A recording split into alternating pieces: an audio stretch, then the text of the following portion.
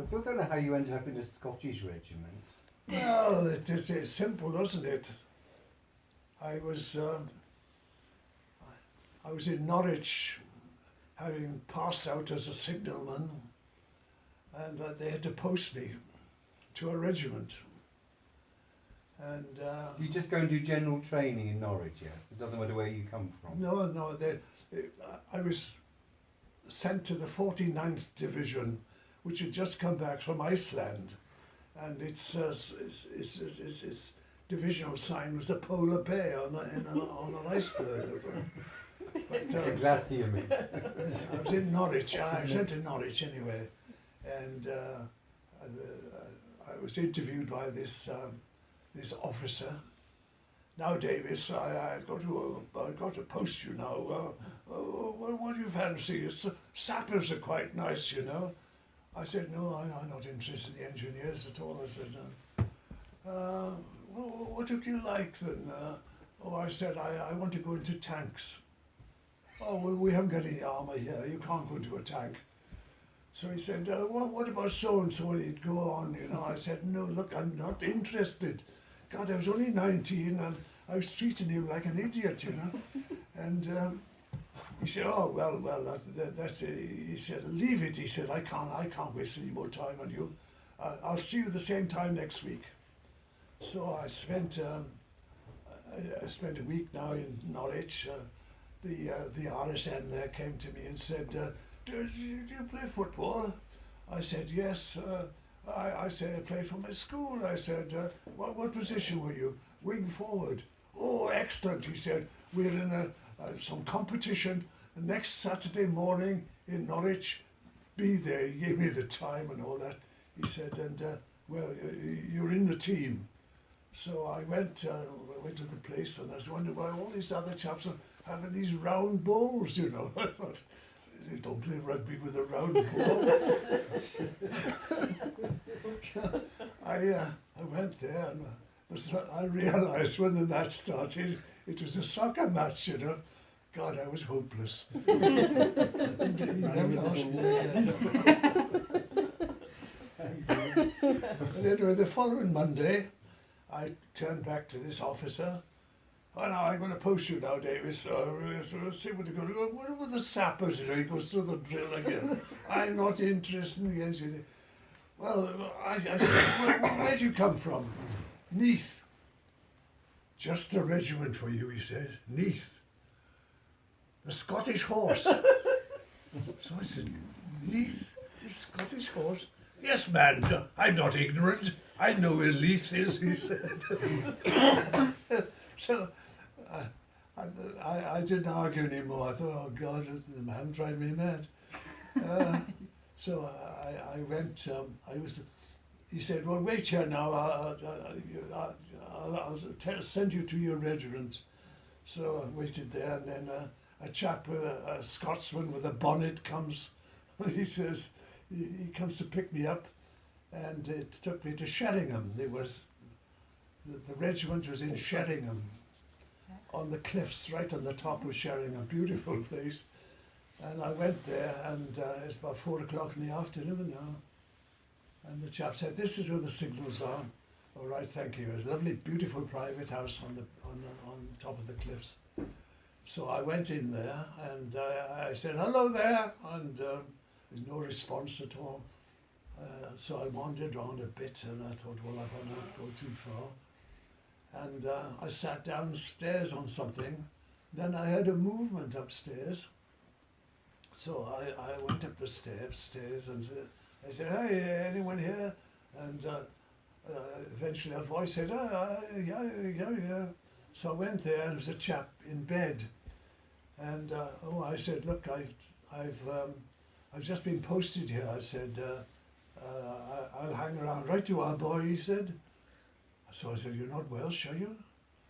Yes, he said. I said, where do you come from? I come from Leith, he said. So I had visions that the whole bloody lot would be from Leith. And Mr. Harris was the chap who, when I was in the Ardennes, he was the chap in trouble with me, actually. And so that was it. I was issued my bonnet and had to march to the pipe band and things like that. Did you have to wear a kilt? No, I didn't wear only the band wore a kilt. Oh, Oh, that was all right then. No. It was quite funny really because Right.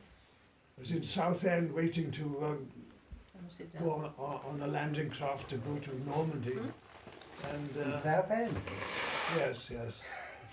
We went from Tilbury, you see, but you had to wait there. They were organising everything. Bring another chair in. And so we used to have to go to the park in Southend and play games and things like that, to buy anything to pass the time. And they had competitions of tug of wars and all that.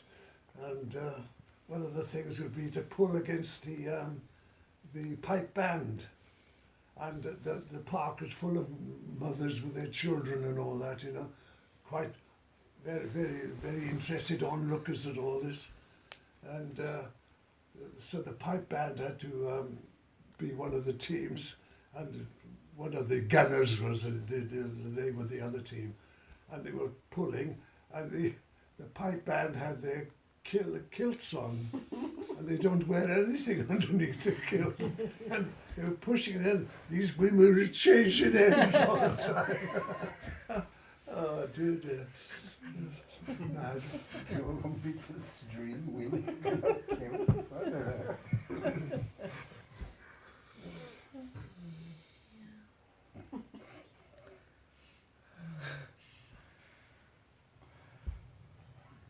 So you went to the Normandy landings, but you weren't in the first wave, were you? No.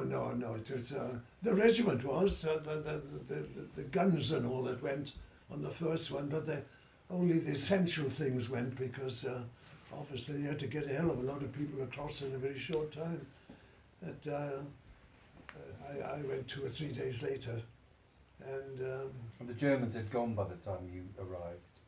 no, of course they hadn't. They were still shelling the beaches.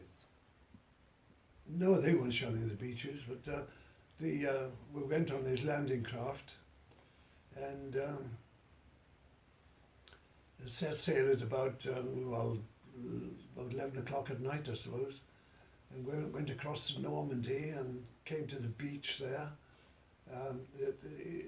This was carrying vehicles, and they dropped the ramp of the landing craft, and the vehicle I had was the first vehicle. It was the last on probably. Was it going to be the first off? And had to wait there. It was pitch dark, except there were in the distance you could see shells burst and things like that. But had to wait there. And this officer came up eventually. He said, "Right, we're ready to land you now." He said, "When you go down the ramp," he said, "at the bottom you'll see 2 white tapes. Now drive between those tapes. Don't stop, keep going." He said, "Don't worry, there will be nobody behind you, so don't worry." He said, "And because we're not sure that we've cleared this beach of mines, and if you get through, everyone else will."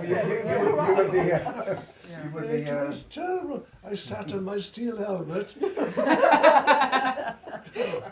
Well, honestly, talk about nerve-wracking experience. That was it. Anyway, we didn't blow up. You're still here. He's still here, yeah. He's still here.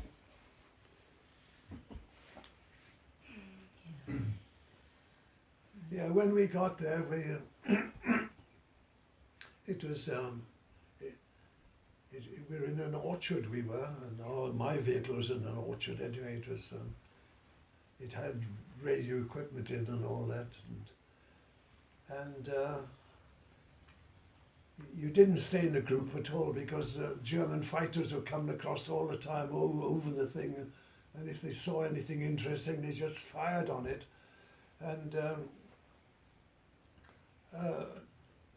There were 2 slit trenches there where obviously the infantry, when they landed, one of the first things they did was dig a trench So if the case of shelling, they could get down and avoid the blast.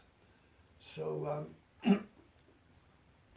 we parked the vehicle there. So I thought, well, there's a slit trench here. It's quite useful. I mean, so I put my stuff in it, and next time I looked, the one next to it had a cross on it, and it was a major in the regiment had been killed, and they put his body there. So I had a sleep mate every night, and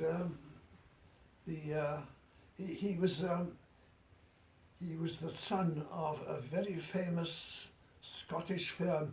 There's in Britain the two Scottish firms, so and so and so and so. I remembered his name until fairly recently. I'm damned if I can remember it now.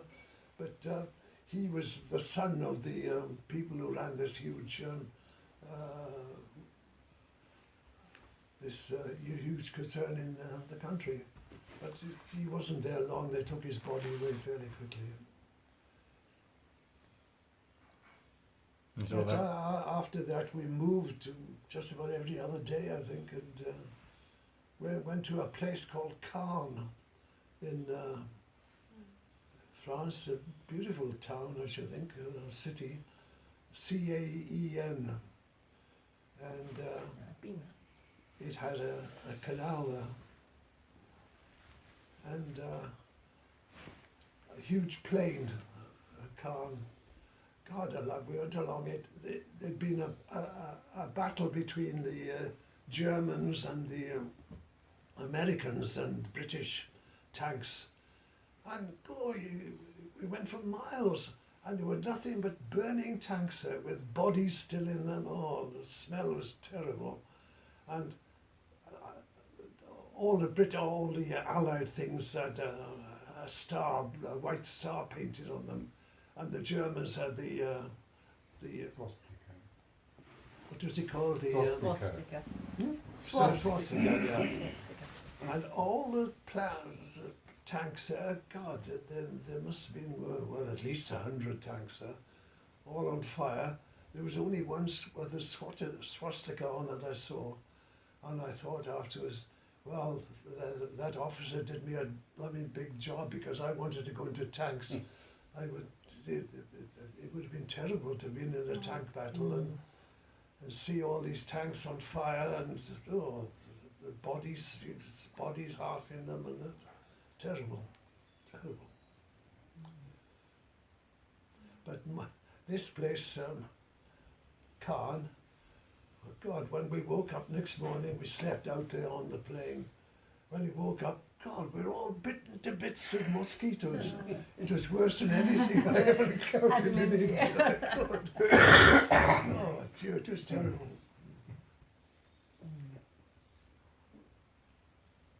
We were okay in Burma, weren't we? We didn't get bitten at all. No. Where is Caen? Oh, it's sort of northern France. Is it a walled city, isn't it? Some distance from the centre of Brussels, but there was a train, a local, sorry, not a tube train because it didn't go underground, but similar to a tube really, going into the centre. So we used to go into Brussels. I don't quite know what we did. We didn't do that, I can tell you. We went to the centre. We probably went to the cinema. But then you couldn't get back to the front line or wherever you needed to be. Or to the... Well, anyway, we're in Rixensart, which is some miles outside the centre of Brussels, and we had to go back, get the truck at 3 o'clock in the morning again from the centre of Brussels. So we went back there on the tube. It was all right. And we probably had supper or something and packed our limited belongings and went down and got to the station, and the chap said, I'm sorry, there's been such a heavy fall of snow there are no trains running. So, God, we couldn't walk into the centre of Brussels. So I said, I found the station master and I spoke to him in my impeccable French, what the situation was, and could he explain the situation in a letter, which he said yes. And that was it. He gave me the letter, which I treasured, and went back to Mademoiselle Delaby then, and stay another 2 nights with her because the truck wouldn't come back.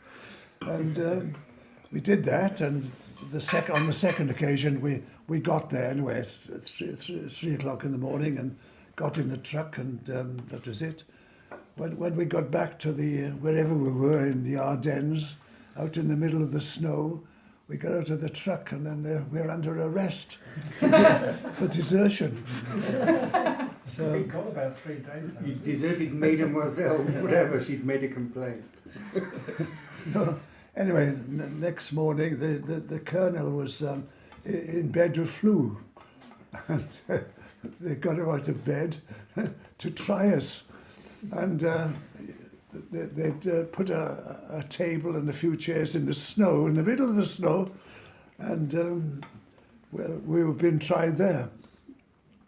And the colonel was sitting there coughing his heart up and all that. And anyway, the colonel said, "Who is the senior soldier?" So Harris, the other Welshman in the regiment, he stuttered terribly. I'm the senior soldier. Right, well, you're the only one who can speak. I thought, bloody hell, yeah, I'm half qualified as a solicitor and I'm not allowed to say a word. So he kept asking questions, and Harris didn't say anything. So I said then that I put this letter in, you see, and the colonel said, "Oh, what's this? A letter? Oh, it's in French," he said. "Yes. Does anyone speak French?" And the only one who spoke up was me. I said, "I do." "Nobody else?" "No." "Well, our rule is inadmissible," he said. So we had the letter from the station master wasn't read because the colonel couldn't understand French. So anyway, we went through this farce, you know, and then he said, he called the adjutant and he said, I seem to remember in the orders we put up that 2 men from the Scottish division had been 1 day absent and they got 2 years punishment. Yes, sir. Well, he said, by my reckoning, he said, if these men have been absent for 2 days, that's 4 years they have to serve.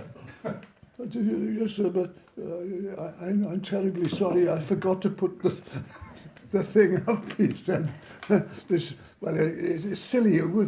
Here we were in the middle of a war, putting orders up. Any tree that was convenient, they'd nail it to the tree, as if you're going to, thick snow, you're going to make a point of going there to read these stupid standing orders.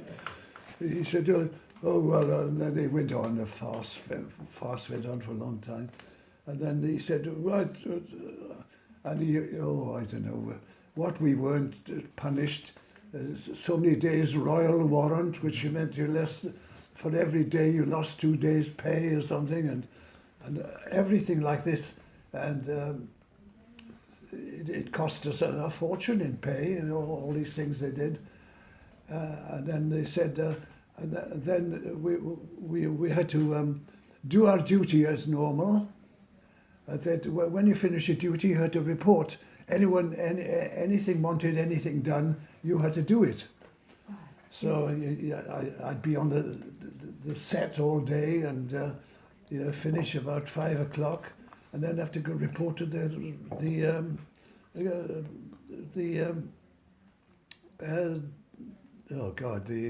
kitchen there. And right, Davies, there's sack of potatoes here, peel these, and so, oh God alive, it's terrible. How long did you have to do all these chores for? Well, whatever this period of punishment was, about a month or something, and then I had to get up in the morning and make the porridge at 6 o'clock or something, or 5 o'clock in the morning. I thought, God, this is terrible.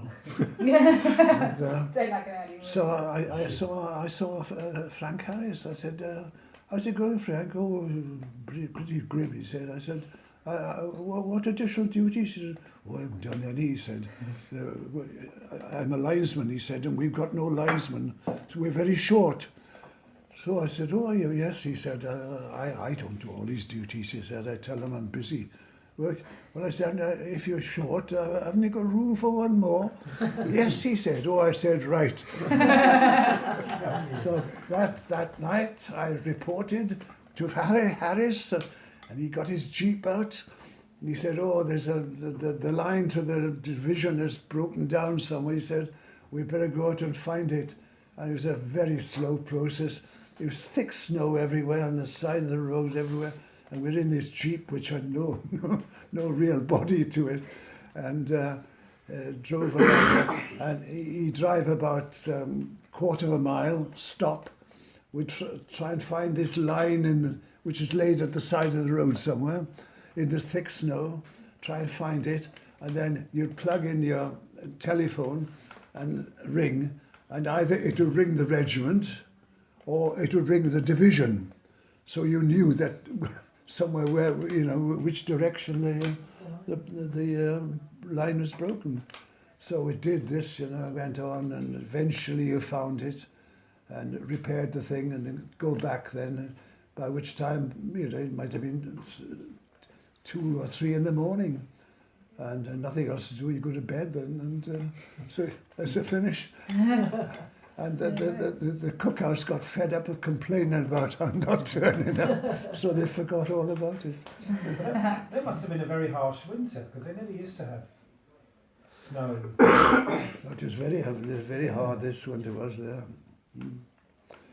So that was it anyway. And that was during the war, wasn't 1945 it? was that? 45. Because I know they had a really bad winter, and was it 48? About 3 years after the war, 46. Just after the war. What was that?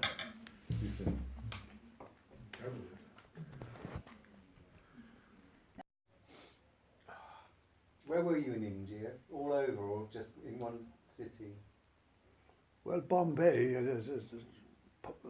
initially, but then I went to Hyderabad. That's supposed to be very nice. Because we fell out with a colonel or something. I must have been in a troublesome unit somehow, because we always seem to be in trouble. We were supposed to have gone to Japan to invade, but we went to Mumbai instead, and we're out in the Mayadan, as they call it. It's the open space, the common land. And we're at the foot of a hill, I suppose, or a huge rock, I don't know. And there was a temple on top of it. And all day long there were people chanting there, and all night long. And you try to sleep, these damn people. And you had a tent pitched at the bottom of the rock. And there are hundreds of steps going up to this temple, apparently. I never attempted to walk up there. But it's quite funny, really, because the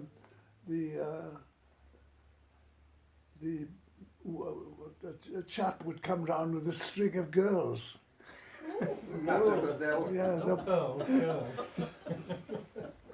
and he'd come through your tent, and you'd be in bed there, and he'd ask you if you wanted a girl, God. I don't think we'll ask.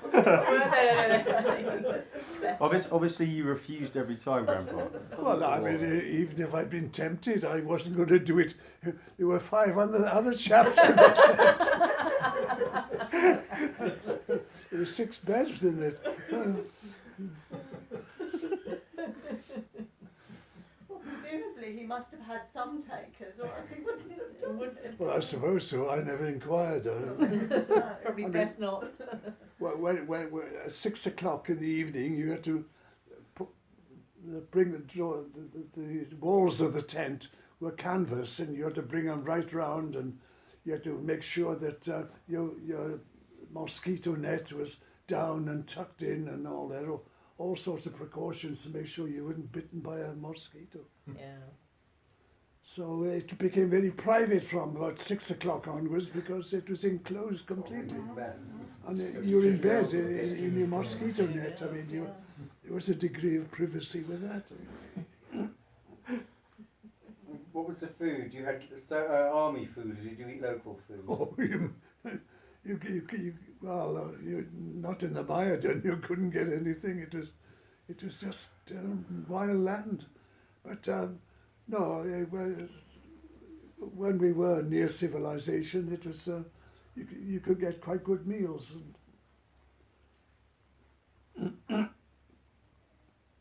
So how long did you spend in India altogether?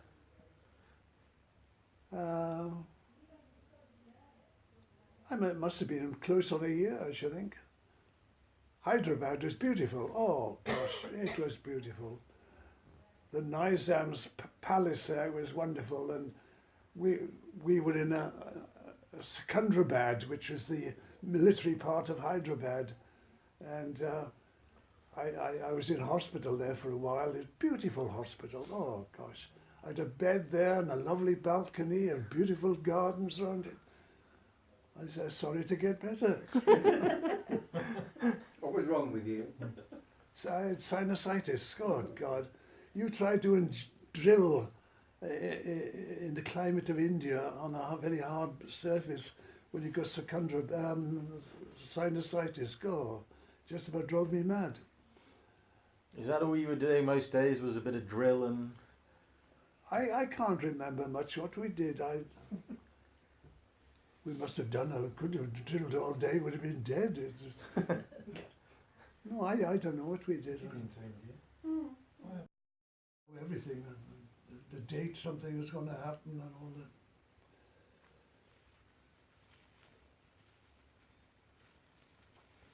Decided It was to. the monsoon time, and I used to say, when is monsoon? Oh, my mother says it's Thursday next week start, you know. It would start on Thursday next week. Well, yeah, Collins hasn't been told. Yeah. And then for about 3 months it did nothing but rain.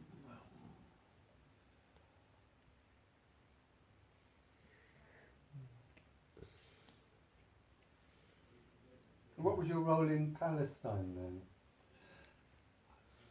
What was why would the British? Because they gave they gave part of Palestine to Israel. Oh, that had happened a long time before. Okay. Well, we were there on the Suez Canal. It was quite nice actually. We're on the Port Said part of it, that end of it, and it was a disused hospital we had. There were only about a dozen of us there, and I know I selected the mortuary to place to sleep because it had a Nice lovely, and quiet. lovely things there. And just quite good actually. These huge liners coming through past your window. But you see, we didn't have showers there, but I used to go swimming in the canal every day. It's quite nice. What, the Suez Canal? Suez Canal, yeah. Because there was a serious crisis, wasn't there? It was in the 50s, wasn't It's it? caused by people swimming in the canal. Obviously. Well, I reckon that was your dad. Was it NT? And there was a railway across the Sinai desert, and the railway bridge ran over our place. And there's a little steam engine used to come once a month, once a week, with rickety coaches on. And when we'd finished on the Suez Canal, we went up to Gaza then, in Palestine, which is where all the terrorism acts now, you know, so all these bombs, everything. It was terrible.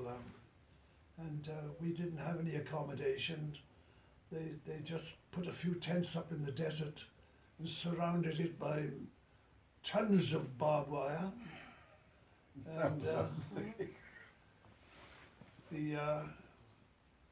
So how did you get out? It's we're all surrounding you by barbed wire. well, it's a wonder how the hell we did get. They did have an entrance there, but it was everywhere the barbed wire, and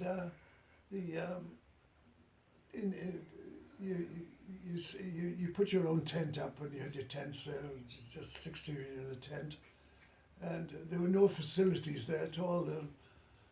No, you just had your eating place, but you couldn't go anywhere in the evening. There were nothing to do. It's just bare desert around you, and these Arabs. Although we had all this barbed wire there, God, every morning people reported they'd had half this stuff pinched. How the hell they came through the thing? And we had guards on the inside, guards on the outside. But God, every blooming night. And in the end, the colonel issued they started stealing all the arms.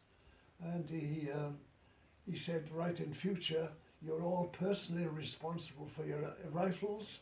And if they're stolen, you're in trouble, you're under charge.